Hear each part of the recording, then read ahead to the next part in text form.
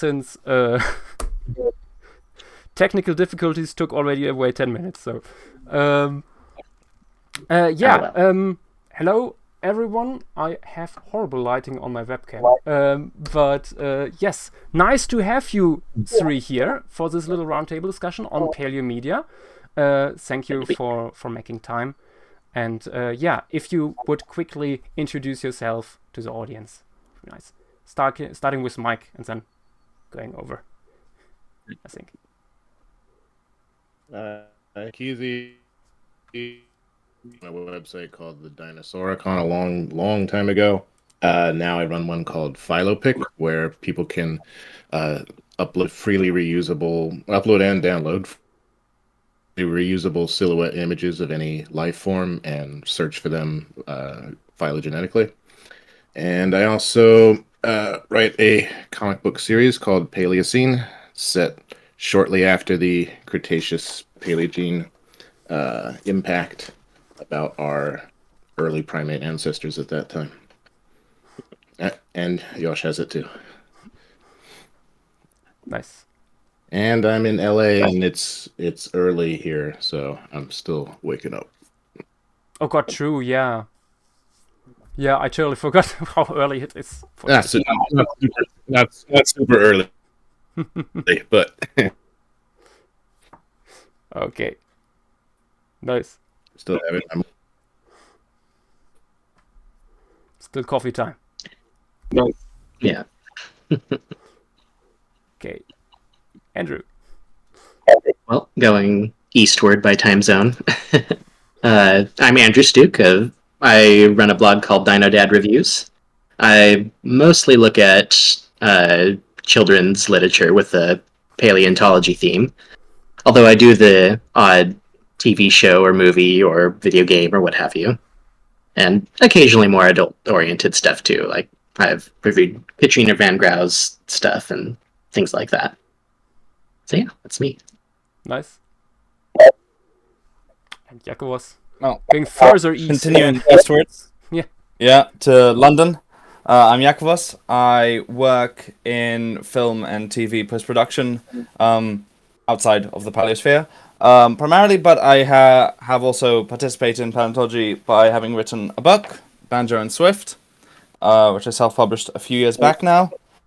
I also technically still hold, because we never officially ended it, a podcast which releases like once a year about anything paleontology, and also with a big lens on Paleomedia, which is something that fascinates me and try to incorporate in all aspects of my work, written and film as well. So the official Nanotyrannus podcast. Yes.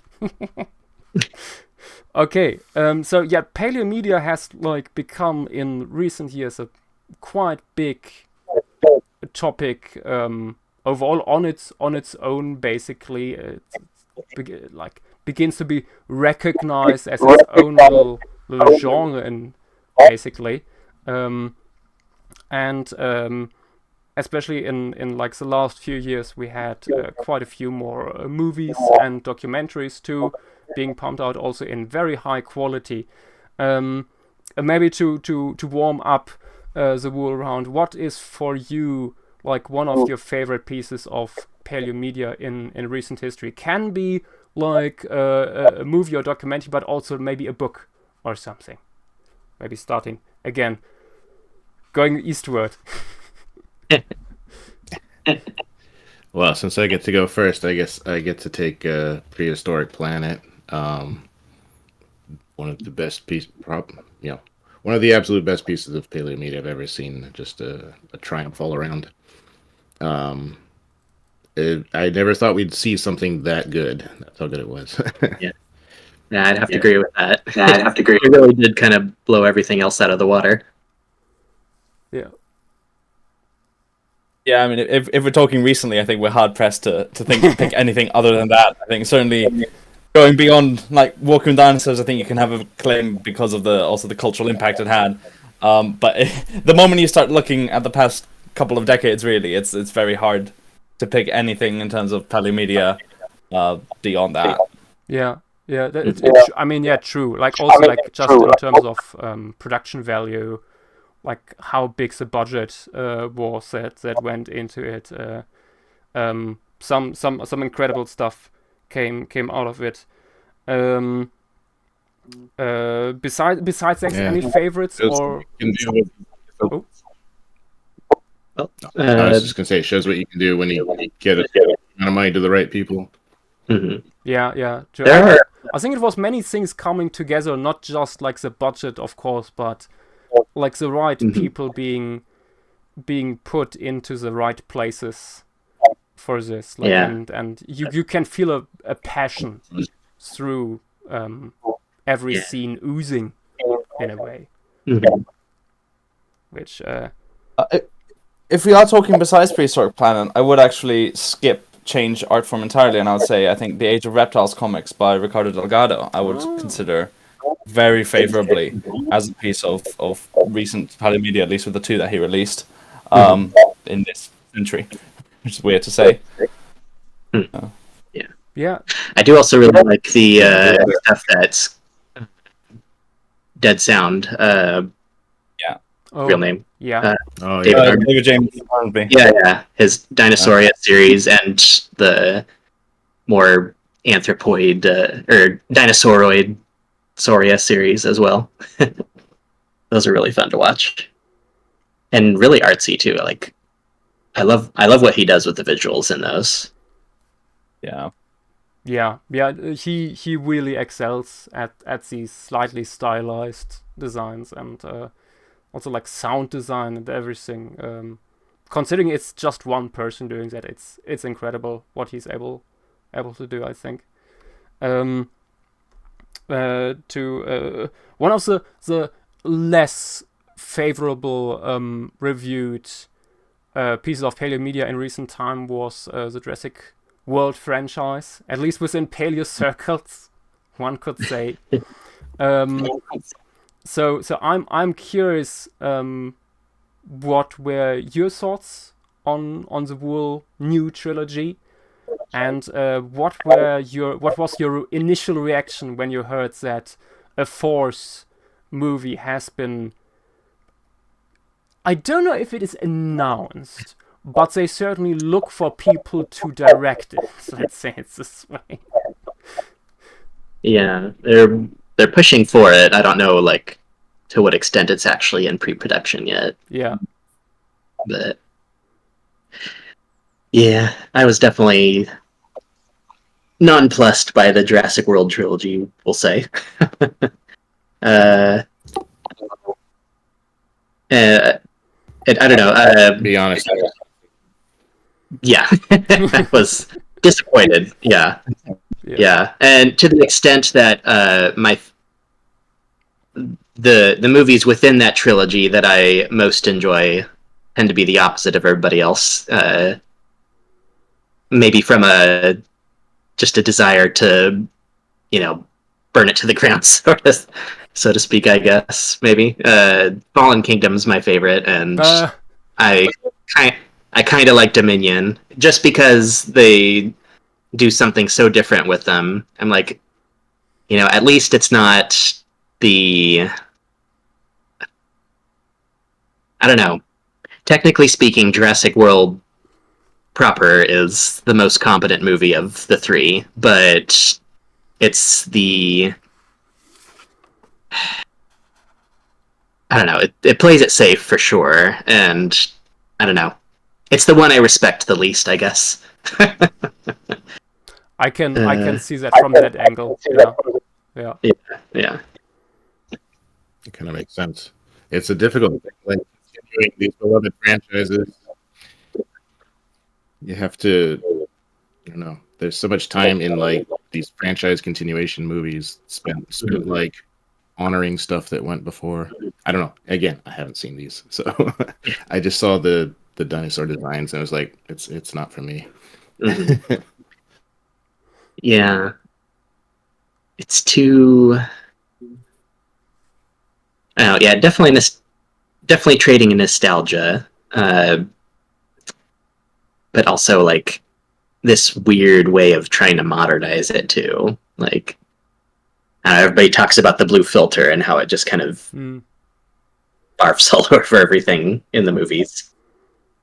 I would definitely agree. I would actually agree with you. I think Fallen Kingdom is my favorite as well, just because I think it tried the most, and from a stylistic point of view, as a film, it does attempt elements of its cinematic language and execution that the other films don't as much. I don't think I can forgive Dominion for a lot of the things it did personally. Yeah.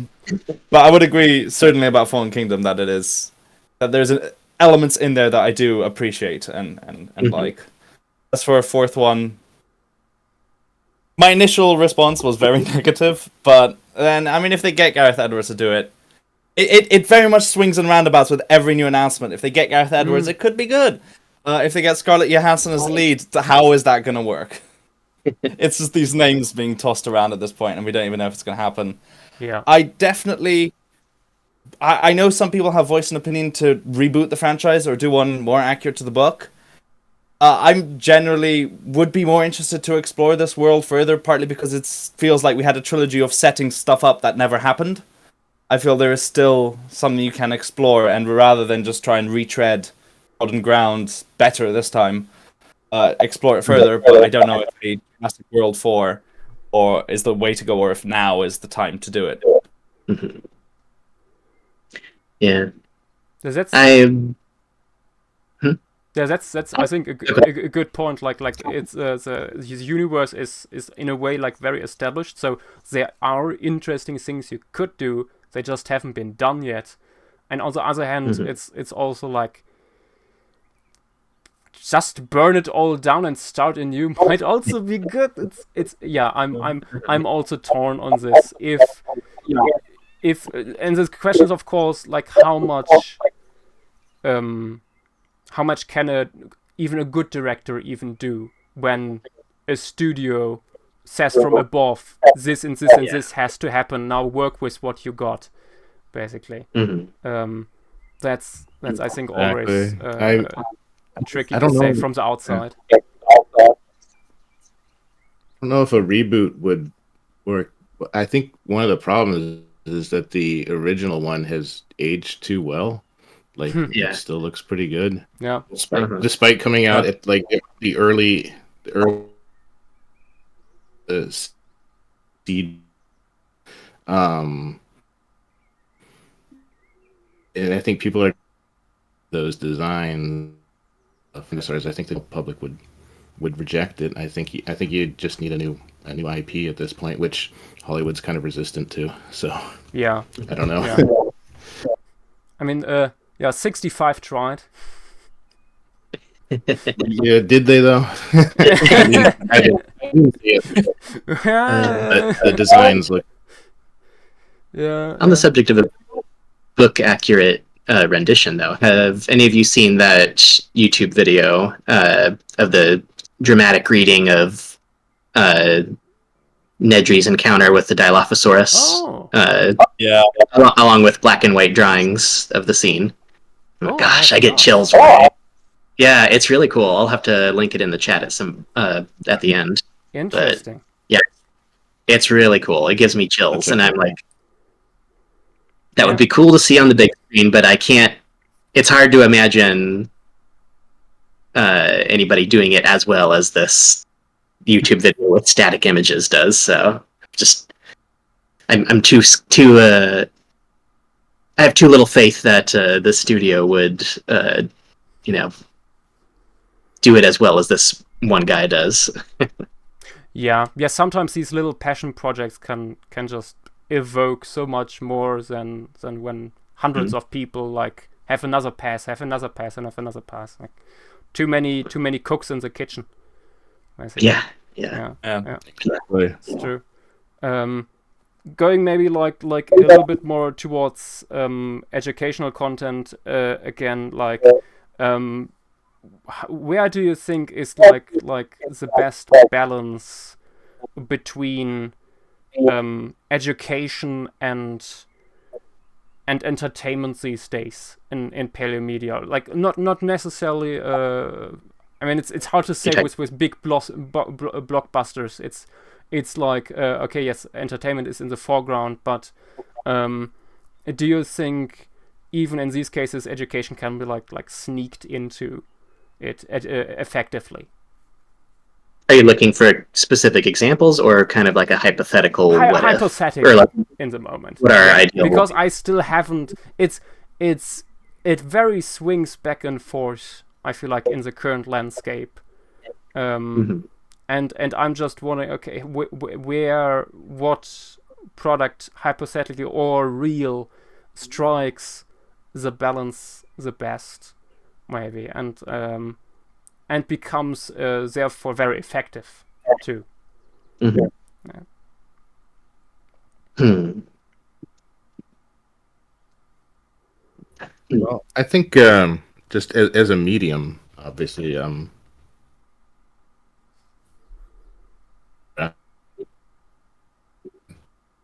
medium, one person can make it. Yeah. What's that? You can. Okay.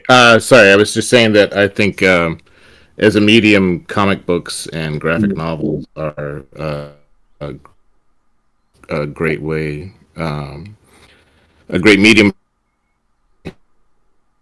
Yeah, I agree. You have with a big budget movie. Frozen again. No. Yeah, you're just a little choppy. Yeah.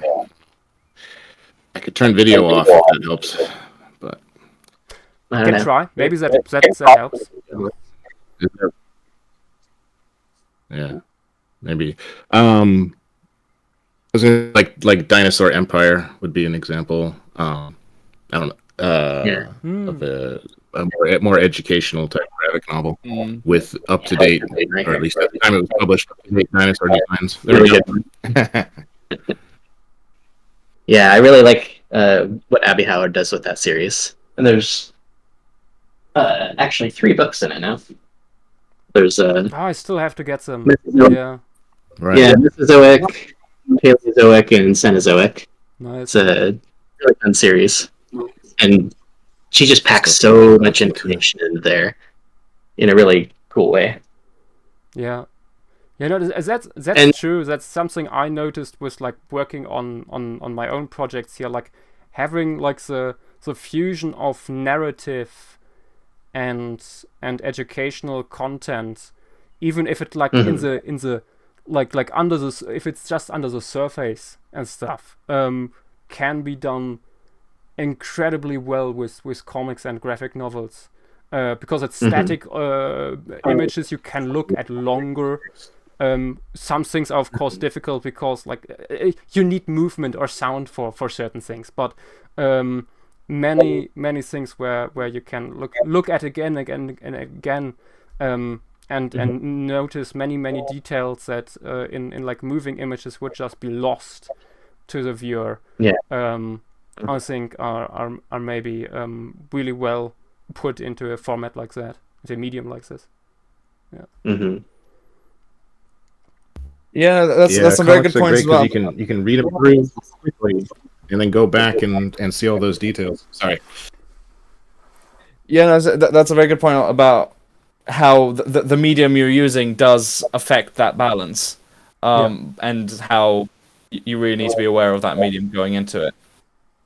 And I don't think I would have said graphic novels, but hearing you two, I definitely I do get your point. I think I definitely would agree that is probably the best medium if you want to strike a sort of almost perfect balance, and it's probably the one of the most liberating ones in that sense, because it's a lot freer. Yeah, and you usually also have quite a bit more control over it than with a big studio or something like this. Like I know Mike here is doing it all by himself, and we for our books here are working with 4, with me being the only artist. So it's very easy to bring in your own ideas, and bring them to the canvas, for sure. So, and like you were saying, you can like flesh it out so much more too. Like I can't imagine even something as incredible and detailed as Prehistoric Planet taking time to talk about these or anything like that, you know?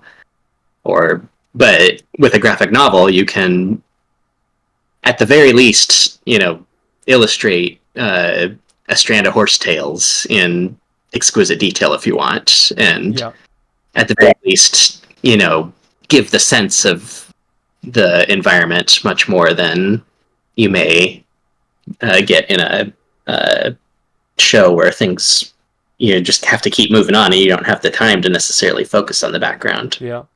I mean, it's also, of course, like, you aren't like as much constrained by budget, for example. Like, if I do, like, for Prehistoric Planet, I know one of the reasons why we don't see that many mammals or crocodilians, although we would have loved to see them. Like, my God, what would I give for a good rendition of Majunga Sucus, for example.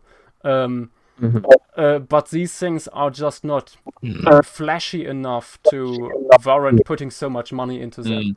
And of course, like, for me, it's no difference if I make like these little basal horses on that one page or put basal tapirs onto the next. I don't have to completely model a new animal for that. Just have to come up with a basic color scheme, and the anatomy, I mean, is in the literature. So yeah, I think it's...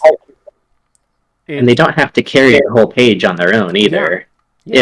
Even, you know, the attention span for somebody reading a book, we can generally assume to be slightly higher than an audience watching a TV show. Yeah. But even so, if you are still worried about the attention span or whatever, you don't have to make the basal horse or, even, like I said, even the plants, like the main focus. You can just have them there on the margins with descriptions or not, and people can pass over them as they wish, or you know.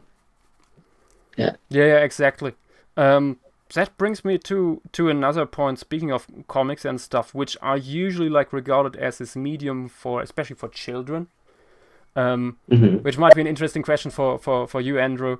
Like, I mean, there are so much Paleomedia produced these days for children. Probably more than ever right now, because we had all the Jurassic World movies and Prehistoric Planet coming out and stuff. So I think there are quite a few publishers out there that see, there's money to grab. Do you think that affects the quality of the products put out there? Yes and no. There's much more schlock out there than there ever has been before, and there's no I was about to say institutional control over what gets published, but that's not necessarily what I'm looking for. Things don't make it into the stores like they used to either. So, like, a lot of the cheap stuff is what gets onto shelves, even in some specialty bookstores. But, you know, at the same time, there is a lot more quality stuff as well, if you know where to look for it. And, you know, that's kind of why personally, I rarely bother to review anything that I think I'm not going to like, because there is so much crap out there, and the good stuff gets so little attention. And so I worry sometimes that I'm, you know, I come across as too nice in my reviews, like people expect, you know, harsher critique and stuff like that, but, you know, I want the good stuff to get out there, and so I have kind of become as much a cheerleader as a reviewer as time has gone on. Have you ever thought about having like I know you already have at the end of your blog posts this like Dino Dad approves things. Have like at some point a special section like once a month or so, like a Dino Dad disapproves, with like the worst offenders you have seen throughout some months. Every so often I will seek out a bad one just for the heck of it. Yeah. Just Yeah. almost to prove that I can write a bad review if I want. Yeah. But the bigger the corporations, the better. yeah. Yeah, but yeah, I just don't. I don't know. There's not to be so cliche, but there's so much negativity out there already. It's I rather spend my time looking for the good stuff, really. So fair enough. Yeah. Mhm. Yeah. Other opinions, maybe? I mean, that was very Andrew specific, but maybe. There's not really much I can add to that. That's not Yeah. a side I've been had for quite some time. But maybe like Myself. leading up to that a little bit. Since Quite some there is so much. Oh, sorry, Mike. Yeah. Oh.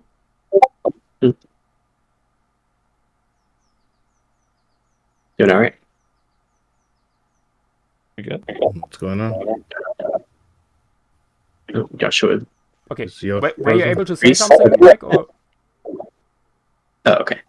Oh, no, go ahead. okay.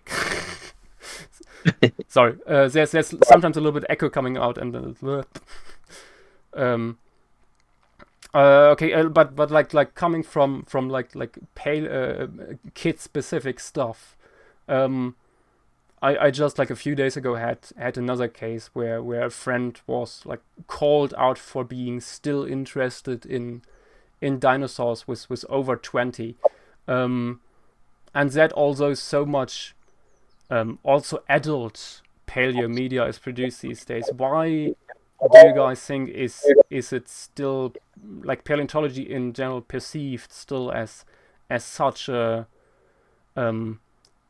thing for kids, like kiddie shit, you might say? Yeah. It's a horrible question now because it's a one that dinosaurs I make great tackle toys. myself for several years now, trying to figure out. Yeah. It's difficult to answer because I don't know. It's like, why wouldn't you be interested in dinosaurs? Yeah, So, I mean, from our perspective, it's like yeah. Mhm. yeah. Yes, someone outside this community might actually be quite insightful in this for all of us.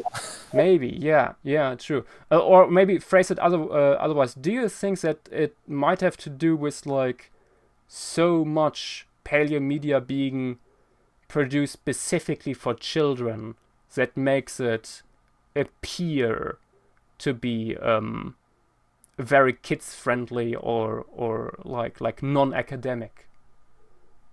Might be a little bit of that. Just Yeah. the sheer weight of all the children's media that's out there. Just kind of. What's the word I'm looking for? It just keeps it keeps that perception going. Yeah. It It's feeds been into like that itself. for decades. Yeah. Self-perpetuating. Commercial incentive to it as well. Yeah, Like, yeah. Very true. I think somebody also said that with the Jurassic World movies, that they had the feeling that it was dumbed down for children compared to, for example, the first movie. Yeah. Still feels quite mature to this day. Mhm.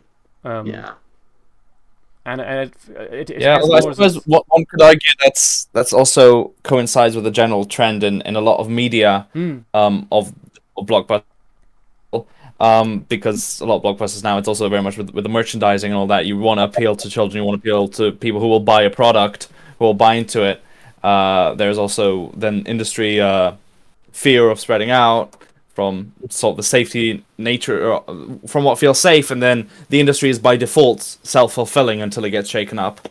Mhm. And obviously, outside of blockbusters, independent film is still, or lower end film is still, innovative, mature, and tackles all the stuff. But the problem is, Paleo Media on a film and TV level is very hard to get done without being of a blockbuster scale because of the financial requirements, and therefore you have Paleo Media being shoehorned into this industry-wide blockbuster trend of dumbing it down and focusing on merchandising, focusing on what you can sell in that regards, because it has to be financially lucrative. Yeah, yeah. In that sense, I really like how like in very recent times we see more and more like smaller indie projects with surprisingly good visuals coming up, like the Dinosaur Empire, not the comic, but the the show that is in the making right now about the Morrison Formation, or Agate Falls here, Forgotten Bloodlines. That's why I wanted to have Max here right now, but The Hatchling was great as well as a short. True. Yeah. An indication of what can be done, and I really respect how low profile that was kept throughout its production. For instance, it was just existed, and it's like sort of almost drove home how anyone can do this. Yeah. I think like we might see like a real wave of these smaller productions in coming years, just because also the professional tools become more and more available. Like with Blender and stuff, you can do stuff on industry level now without basically any budget at this point. So if you are passionate enough, you can basically do stuff on the same level as big blockbusters at this point. Maybe not for like hours long, but smaller production, I think, are certainly possible and might become more common now, which is I think a positive development. And if that maybe like feeds back into the bigger industry at some point, like seeing, we could do something like this as well, we'll see. Do you think a perceived lack of relevance is possibly part of why it gets pigeonholed into children's media? It's like it's not modern conservation. It's not. Yeah. Well, I don't know. There's so many other things I could compare it to that are also like not necessarily considered serious things, but are also not pigeonholed into children's media either. Like, superhero stuff isn't necessarily. I mean, it had a similar children-centric reputation for the longest time, but it's not necessarily that way as much as it was anyway.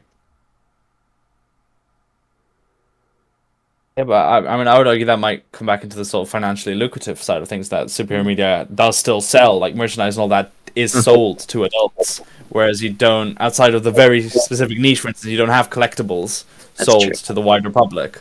But any large blockbuster otherwise will. But then, that kind of brings the question of why isn't this being done for paleontology? Why not? And it might just be outside of the Jurassic Park / Jurassic World stuff that dwindles in quality by the minute, basically. So and I think like it has been done, I think, several times that like Universal like scaring away in a way other big studios from producing their own dinosaur media, because everybody would like be scared that it would be compared to Jurassic Park, Jurassic World in a way. I've never understood this, but there is a thing in the industry that I've heard that like nobody wants to do another dinosaur based franchise because they're scared of competing with. But like, it doesn't make sense to me because they do that all the time. There will be like Hollywood does rip off franchises all the time. Like I don't know. I don't know what it is about dinosaurs that makes them go, oh no, we can't do that. Yeah, maybe it's the expense or something. I don't know. I mean, everybody does sports movies. Everybody does superhero movies. There's no similar sense of a monopoly on the subject with other genres. I feel like if another studio has a successful dinosaur movie, you would think all the others would be like, oh, let's hop in on that. But I don't know. I do have a story I can relate from a visual effects side, at least, where I know of a team that was asked to make a CGI dinosaur for production, and the whole thing was, well, we need this dinosaur is going to be, as from a visual effects standpoint, is a big selling point, and we'll want future clients, for instance. So we need them to be respect sort of what we've done, and the best way we can do that is by emulating the Jurassic Park franchise in our designs and all that, because they have a point of reference, and if we do it well, they're like, oh, they can do what these big studios are doing, not they can do their own thing that we can't bank on. So it's not also, yes, there's obviously the sense of, studios, there's a story that studios are afraid to compete, but also there's a sense that the studios might perhaps be feeling that's what investors want, and well, they're already doing that. And so we're not going to sink a lot of money into doing what will ultimately just end up being the same thing. Yeah, that, I think that makes sense. Bring it There's back a lot to the of independence. facets. Yeah. Bringing it back to the independence again, I think that's where the Paleomedia's salvation will eventually come from. It's like these smaller projects proving themselves and establishing different visual identifiers, showing that it doesn't all need to be the same appearance. Yeah. I have started to see that filter down to some other things like newer, I don't know, kids books and graphic novels that aren't necessarily from the paleo community or whatever. They are starting to show dinosaurs with feathers and stuff like that. And maybe Prehistoric Planet can sort of be a model too. We'll see. Yeah, it's interesting to see how Asgardians have broken into pop culture and kind of supplanted the leathery bat-winged pteranodons, Yeah. Oh, yeah, Petite. You are probably here to tell us that we are going overtime. Yep, 2 minutes over. Yeah, we're 2 minutes over. That means that Tim will be now on stage 2 for a talk about whale evolution. So for people who think, oh, we are talking way too much about Jurassic World, you can flee down there. Basically, I have 2 closing questions, and then I think we will go into the break to resume afterwards with more talks. Okay, first, very small one is, do you think AI will have a place in future Paleomedia? No. Well, it shouldn't. It should. I mean, yes, I agree on that. It's shown itself to be very bad at it so far. Yeah. I think there's probably going to be a place for like smaller tasks and stuff. So my day job is a software engineer, and I actually have found AI useful for doing like very little things, very like just speeding up my process a little bit. And there might be some room for that, but as far as like generating stuff wholesale, I think it's terrible. Yeah, on those smaller but menial tasks, I could definitely see a use for it in generating like perhaps individual variation if you're trying to create a big herd scene, creating differences between individuals and these wide areas that would be hard. It's a matter of finding what is. Yeah. I to that extent, I could also see. I hope it stays that way. On that level. But, yeah. I don't ultimately think it will advance beyond that level, simply because of how it does limit creativity ultimately, and it is just a quick thing, and there's no customizability to it. I mean, even the small things. Yeah. No, I just recently saw like somebody who is an little. I think it was a Twitter post by someone who is an art director at a studio, and he was required to get like 3 prompters on board because they ditched the concept artist, and they were now required. These guys were now required to produce concept art for something, and he gave them feedback, and it came back worse because they can't alter the existing stuff. They can only produce new versions of them. The same prompt, slightly different. And yeah. So yeah. Yeah, of course it's not good at iterating. It's not good at.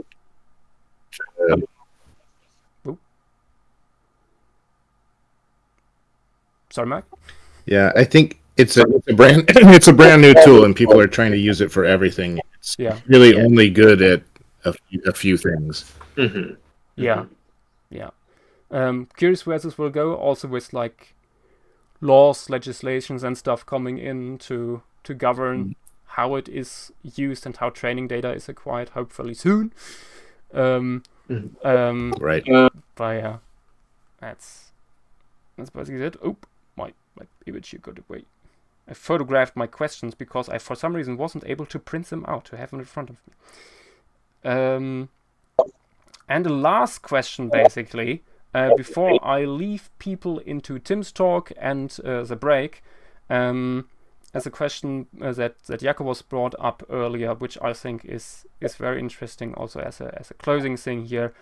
As a community or individuals, how do you think can or should we contribute / engage with current Paleomedia?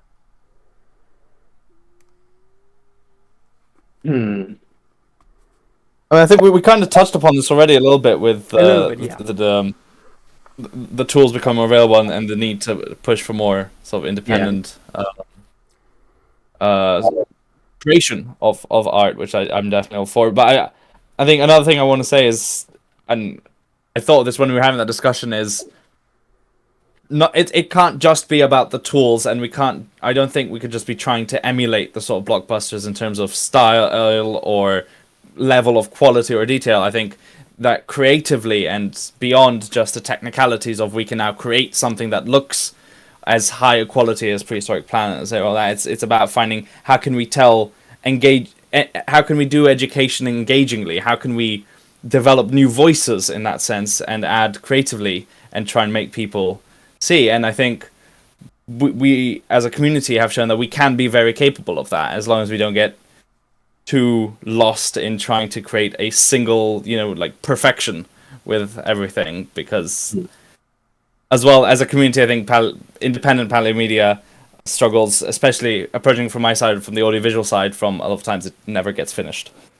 And I think approaching this realistically, but also embracing the creativity of it, is that at its core, I think, is what's missing from the greater Paleomedia sphere that we're facing right now. But I was curious as to everyone else's thoughts as well on this. Yeah, I'd say just promoting those good indie projects where we can find them, like The Hatchling or Dinosauria, or even the books that the three of you have written. These things don't necessarily make it into the wider consciousness unless people talk about them at a grassroots level. And so the more that we can spread the word, the more that these things will get into the public consciousness and hopefully influence things for the better. Yeah, no, I agree on that. As also looking at it from people that don't necessarily create something, you can still engage with this, of course, through your reviews, through your the content you basically create around these properties that come up. And I think something that many people should keep in mind these days is that there are people behind these works, even bigger productions and stuff, that also have feelings. So the way you put out your reviews, be careful what you write. Like don't slander completely everything that goes out there. There's still like tens to hundreds of hours of work that goes into many of these things. Good example is like recently with Life on Our Planet, the Netflix production. There are some beautiful, stunning visuals in there. Also some very interesting educational content and stuff. Also some interesting narratives. but oftentimes this all get muddies down because somebody has seen one thing that didn't quite fit their idea or the prevalent interpretation of the fossils in the literature. And I think like the paleo community is sometimes a little too harsh on that, and I think that might be something to take into the future, to reflect on how we review and engage with these properties. Okay. Yeah, I think part of why this like paleo is appealing to at least some people is the idea that you can gain a certain mastery of the knowledge for it. I know as a kid that was kind of my driving impulse was I wanted to know more than my best friend about dinosaurs. But I think at some point that becomes kind of empty and you have to look at it as less mastery and more discovery. There's so That's a good you point. can't. That's a good point. Yeah. Very good point. Yeah, that's why. And I think that's why people like focus in like, oh, this one thing's wrong because that proves they've mastered this knowledge, But like, Yeah. that's not a sustainable way to think about it. Yeah. No, that's a beautiful closing words, I think. Like to see the whole thing as a journey of discovery, the field overall, and that's often lost on some people. And I hope with like also the streams here we can cultivate a little bit more this idea of paleo being a journey into deep time and a journey of discovery, and where something new lurks around every corner. I mean, I think it was yesterday or so we had 10 new papers coming out on various different things with new species and new fascinating fossils and stuff, and this is a daily thing at this point. So many cool things are coming out, and just focusing on always the same groups, times, places, and so on.